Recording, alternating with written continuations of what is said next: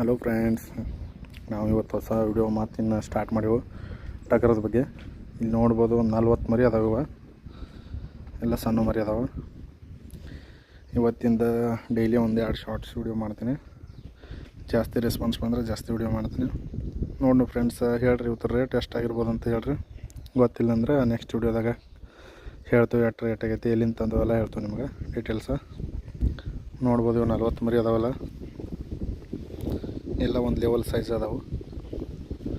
2 ತಿಂಗಳ 1.5 ತಿಂಗಳ ಮೇಲಿನ ಮರಿಗಳು ಅದಾವೆ ನೋಡಿ ಫ್ರೆಂಡ್ಸ್ಗಳು. 2 ಮಂತ್ಸ್ ಓನ್ಲಿ.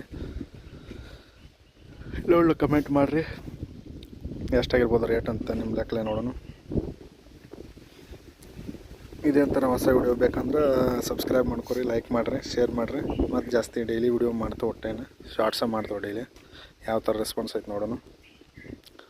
ಸೊ ಧನ್ಯವಾದಗಳು.